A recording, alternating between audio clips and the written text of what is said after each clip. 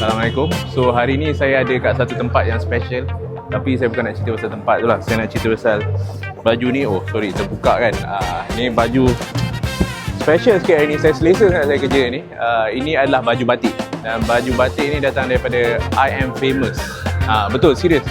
Nama brand dia I Am Famous. Kalau korang tengok belakang ni memang tulis I Am Famous. So baju dia kain cotton, very nice, very comfortable. Saya pakai sepanjang hari untuk buat kerja. Saya ada shooting kat tempat ni, tapi bukan saya shooting kat kereta ni lah. Saya shooting kedai makan juga. Kereta kat sini ada Skyline, ada Lamborghini Huracan, ada GTR lagi satu. Bukan saya punya, ada auto show kat sini. Tapi walaupun saya pakai baju ala-ala tradisional batik dengan sikit seluar jeans, so sesuai, saya try dengan kaki pun very nice.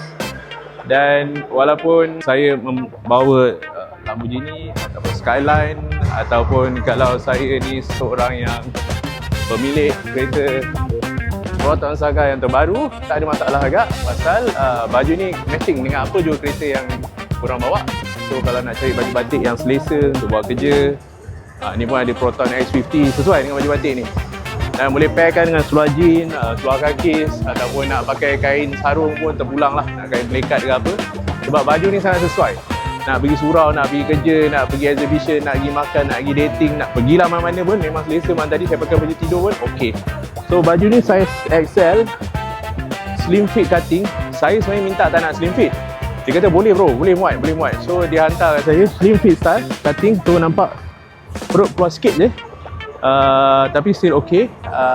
Ada juga yang cutting biasa dekat rumah, saya tak pakai lagi. Takkan nak pakai dua helai baju kan. So saya pakai yang ni. So kalau korang nak cari baju batik yang selesa, sesuai dengan kereta yang korang bawa, Proton X50 yang terbaru, baju batik I Am Famous. Dah.